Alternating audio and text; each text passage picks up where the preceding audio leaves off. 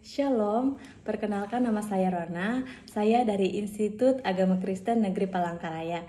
Saya dari Prodi Teologi Kristen kelas B semester 5. Di sini saya akan membawakan renungan dengan tema Allah senantiasa memberikan jaminan hidup. Namun sebelum kita masuk dalam renungan firman Tuhan, mari kita bersatu dalam doa. Bapa kami yang baik, yang kami kenal dalam nama Tuhan Yesus Kristus yang menjadi juru selamat kami yang hidup, Tuhan, pada saat ini kami akan merenungkan sebagian dari firman Tuhan. Ya Bapa, kami mohon Engkau memberikan berkat-Mu Tuhan, Engkau memberikan curahan kasih karunia-Mu serta Roh Kudus-Mu dalam kehidupan kami hari lepas hari. Teristimewa pada saat ini kami akan mendengarkan sebagian dari firman-Mu. Tolong Tuhan, berikanlah kami hikmat agar kami dapat memahami dan kami dapat menjadikan firman-Mu itu pedoman dalam kehidupan kami hari lepas hari Tuhan. Kami percaya kuasa begitu sempurna Tuhan, hanya ke dalam tangan pengasihan-Mu kami perserahkan seluruh kehidupan kami. Amin. Nah, kita akan merenungkan firman Tuhan dari Mazmur pasal yang ke-16, ayatnya yang ke-11. Kita dapat membuka Alkitab kita dari Mazmur pasalnya yang ke-16, ayatnya yang ke-11. Dengan perikop bahagia orang saleh. Ayatnya yang ke-11 mengatakan bahwa Engkau memberitahukan kepadaku jalan kehidupan, di hadapan-Mu ada sukacita berlimpah-limpah, di tangan kanan-Mu ada hikmat senantiasa. Di sini kita dapat merenungkan bahwa Tuhan berkata, Ia jalan kehidupan dan jalan kebenaran. Lalu terkadang kita bertanya, dari apa yang saya sampaikan saat ini, bagaimana Allah memberikan jaminan hidup? Kita dapat membuka Filipi pasal yang ke-4 ayat yang ke-6 dengan perikop nasihat-nasihat terakhir. Pasal ayatnya yang ke-6, janganlah hendaknya kamu khawatir tentang apapun juga, tetapi nyatakanlah dalam segala hal keinginanmu kepada Allah dalam doa dan permohonan dengan ucapan syukur. Di sini kita dapat memahami Tuhan berkata bahwa kita tidak perlu khawatir jika kita senantiasa berdoa dan meminta kepada Tuhan ada jalan kebenaran dan jalan hidup dalam Tuhan. Tuhan senantiasa memberikan kita berkat. Untuk apa kita khawatir tentang hal itu?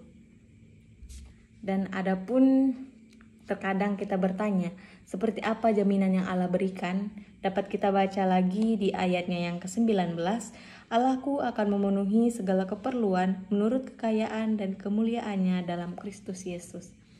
Kita tidak perlu mengkhawatirkan bagaimana saya mendapatkan uang, bagaimana saya mendapatkan berkat, dan bagaimana saya untuk makan. Tuhan berkata kepada kita, tidak perlu mengkhawatirkan kelaparanmu. Karena orang yang lapar, orang yang haus akan kenyang dan akan puas minum dalam kerajaan surga. Dan Tuhan pernah berkata juga, orang miskin adalah penghuni kerajaan surga.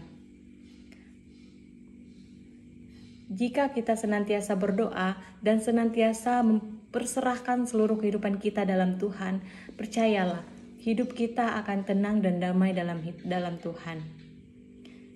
Di sini saya akan mengajak kita membuka Ibrani pasalnya yang ke-13 ayatnya yang ke-5.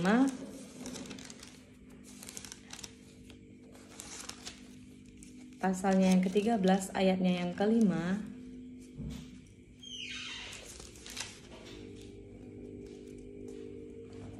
Yang berbunyi demikian, janganlah kamu menjadi hamba uang dan cukupkanlah dirimu dengan apa yang ada padamu, karena Allah telah berfirman, Aku sekali-kali tidak akan membiarkan engkau dan aku sekali-kali tidak akan meninggalkan engkau.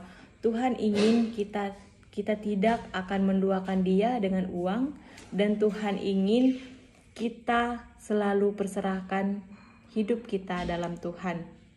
Meskipun Ada pepatah mengatakan, uang adalah segalanya. Uang sebenarnya segalanya untuk kita yang duniawi. Namun jika kita berpikir secara sorgawi, untuk apa uang? Karena uang tidak kita bawa ketika kita mati. Percayalah kepada Tuhan.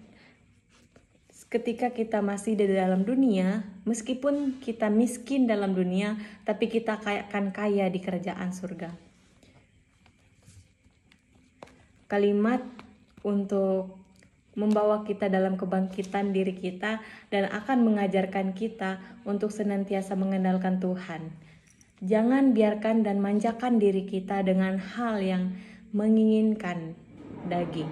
Namun buatlah hidup kita lebih berarti dan berharga, karena bersama Yesus kita akan hidup dalam kedamaian dan sukacita yang kekal. Be a servant and always for Jesus. Amin untuk firman Tuhan. Kalimat penguatan untuk kita, jangan biarkan diri kita dan jangan manjakan diri kita untuk hal yang merugikan. Namun buatlah hidup kita lebih berarti dan berharga, karena bersama Yesus kita akan hidup dalam kedamaian dan sukacita yang kekal. Tuhan senantiasa memberkati dan melindungi kita. Amin. Mari kita bersatu dalam doa. Tuhan Yesus yang baik, terima kasih Tuhan, kami sudah mendengarkan firman-Mu dan kami sudah merenungkan sebagian dari firman-Mu. Bapa, biarlah firman-Mu ini selalu melekat dalam hati dan pikiran kami, dan kami menjadikannya pedoman dalam kehidupan kami hari lepas hari. Tuhan, kami percaya kehidupan kami di dalam tangan-Mu adalah kehidupan yang damai. Kami percaya Tuhan, Engkau senantiasa menuntunkan jalan kehidupan yang baik dan benar dalam kehidupan kami. Bapa, kami senantiasa mengandalkan Engkau untuk menuntun jalan yang baik untuk diri kami. Tuhan Yesus, Engkau yang memberikan berkat, Engkau yang memberikan rezeki dan umur yang panjang dalam kehidupan kami Tuhan. Kami berdoa dan kami alaskan di dalam nama Tuhan Yesus yang menjadikan langit dan bumi, dan yang telah mengajarkan kami dengan doa Bapa kami. Bapa kami yang ada di sorga, dikuduskanlah namamu, datanglah kerjaan-Mu, jadilah kehendak-Mu di bumi seperti di sorga. Berikanlah kami pada hari ini makanan kami yang secukupnya, dan ampunilah kami akan kesalahan kami, seperti kami juga mengampuni orang bersalah pada kami.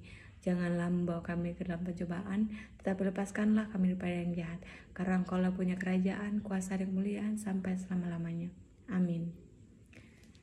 Terima kasih telah mendengarkan firman Tuhan dan merenungkan dalam kehidupan kita hari lepas hari.